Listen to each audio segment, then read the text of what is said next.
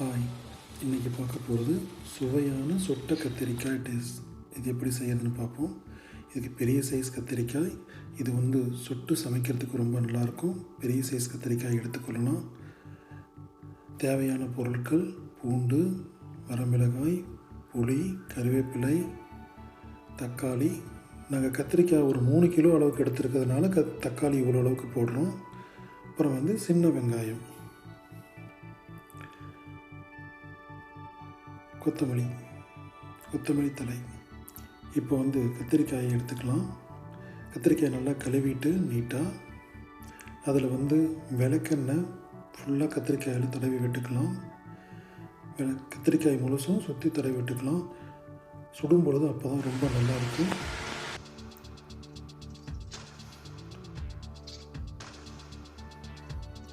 இப்போ சுடுறதுக்கு ரெடி பண்ணலாம். ஒரு நீளமான கம்பியில் குத்தி ஸ்டவ் அடுப்பில் ஃபுல் ஹீட் வச்சு கத்திரிக்காய் சுடலாம். ஹீட்டு போடாத மாதிரி கொஞ்சம் நீளமான கம்பியாக இருந்தால் நல்லாயிருக்கும். கத்திரிக்காயை முழுசும் சுற்றி சுடணும். விளக்கெண்ணெய் தடவி இருக்கிறதுனால கத்திரிக்காய் ஒரே மாதிரி ஈவனாக நல்லாவே ஃபுல்லாக வெந்துடும்.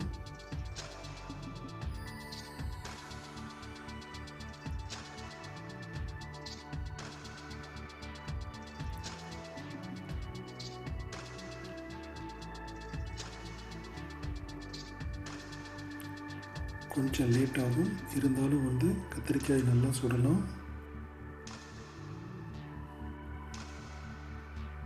கம்பி இல்லைன்னா கத்தி கூட யூஸ் பண்ணிக்கலாம். சுடும்பொழுது ஒரே சைடே சுடாமல் சுற்றி எல்லா பக்கமும் சுட்டால் தான் ஒரே மாதிரி கத்திரிக்காய் வெந்துடும். விளக்கெண்ணெய் தடவி இருக்கிறதுனால கத்திரிக்காய் நல்லா வெந்துடும். இப்போ பாருங்கள், கத்திரிக்காய் நல்லா வெந்துடுச்சு. வெந்தோடனே இந்த மாதிரி உள்ளேருந்து ஹீட் போக வர மாதிரி ஹீட் வரும். கத்திரிக்காய் ரொம்ப நல்லா வெந்துருச்சுன்னு அர்த்தம். உள்ளே ஃபுல்லாக சாஃப்டாக கொலன்னு ஆகிடும். இந்த 3 கத்திரிக்காயும் கொஞ்சம் நேரம் ஆற விடணும், ஹீட்டு குறையணும். இப்போ கத்திரிக்காய் சுட்டாச்சு. கத்திரிக்காய் இப்போ ரெடி. இப்போ ஒரு கடாயில் கொஞ்சம் தேவையான அளவு எண்ணெய் ஊற்றிக்கிட்டு கருவேப்பிலை, வரமிளகாய், சின்ன வெங்காயம், பூண்டு எல்லாத்தையும் போட்டு நல்லா ஃப்ரை பண்ணிக்கலாம்.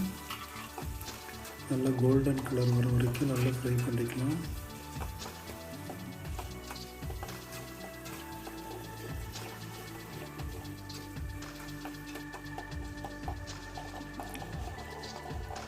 நல்லா ஃப்ரை பண்ணிக்கலாம். அப்புறம் வெட்டி வைக்கப்பட்ட தக்காளி எடுத்து போட்டுக்கலாம்.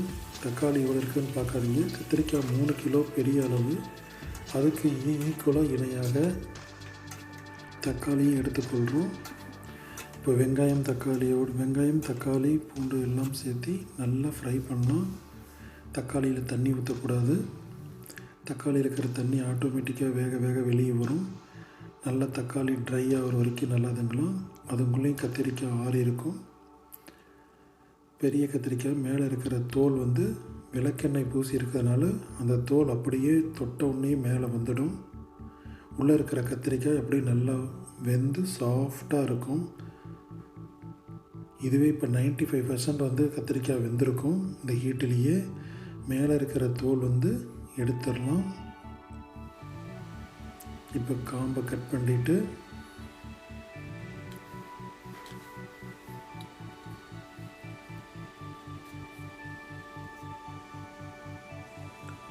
கத்தியிலே கத்திரிக்காயை பீஸாக கரெக்டாக அளவு சின்னதாக வெட்டிக்கலாம். வெட்டும்போது ரொம்ப சாஃப்டாக இருக்கும். ஃபுல்லாக கத்திரிக்காய் அப்பயே வெந்திருக்கும். சின்ன பீஸாக வெட்டிடுறோம். தக்காளி அதுக்குள்ளேயும் நல்லா ஃப்ரை ஆகியிருக்கும். தேவையான அளவு உப்பு சேர்த்துக்கலாம். நல்லா அடிப்பிடிக்காதவாறு கிளறி விட்டுக்கலாம். வேறு எந்த கடை வாங்கல எக்ஸ்ட்ரா பொருட்களும் இதில் சேர்க்கக்கூடாது. மசாலா பொருட்கள் வீட்டிலேயே சொந்தமாக அரைச்சி தான் செய்யணும். இப்போ தேவையான அளவு புளி கரைசல் இதில் ஊற்றிக்கிறோம். அது நம்மளுக்கு எந்த அளவுக்கு தேவையோ அந்த அளவுக்கு ஊற்றிக்கலாம். இப்போ வெட்டி வைக்கப்பட்ட கத்திரிக்காயை இதில் வந்து சேர்த்துக்கிறோம். கொஞ்சம் கொஞ்சமாக சேர்த்து நல்லா மிக்ஸ் பண்ணணும். இப்போ எல்லா கத்திரிக்காயும் ஃபுல்லாக சேர்த்துடுறோம். சேர்த்துட்டு தக்காளியோடு நல்லா மிக்ஸ் பண்ணுறோம். நல்லா மிக்ஸ் பண்ணணும். ஹீட் வந்து கம்மியாக வச்சுட்டு நல்லா மிக்ஸ் பண்ணலாம். தக்காளியும் கத்திரிக்காயும் ஈவனாக ஒட்டுக்காக சேர்ந்துடும். தண்ணி எதுவும் ஊற்றக்கூடாது, அதில் இருக்கிற தண்ணியே போதும். இப்போ கொத்தமல்லி தழை கொஞ்சம் அதிகமாகவே போட்டுக்கலாம், ஃப்ளேவருக்காக இல்லை, நல்ல வாசமாகவும் இருக்கும், நல்லாயிருக்கும். கொத்தமல்லி தழை போட்டு நல்லா கிளறி விடலாம்.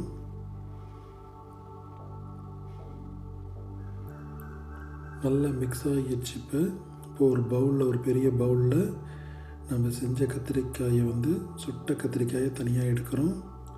இது சப்பாத்திக்கு, தோசைக்கு, சாப்பாட்டுக்கு ரொம்ப நல்லாயிருக்கும். நல்லா ஸ்மோக்கியாக சூப்பராக இருக்கும். சாப்பிடும்போது அவ்வளோ டேஸ்ட்டாக இருக்கும்.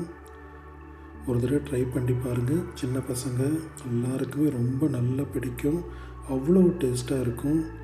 காலையில் வச்சது ஈவினிங் சாப்பிட்டா இன்னும் ரொம்ப நல்லாயிருக்கும். கருவாட்டு குழம்பு மாதிரி இதுவும் வச்சுருந்து சாப்பிட்டா அவ்வளோ நல்லாயிருக்கும்.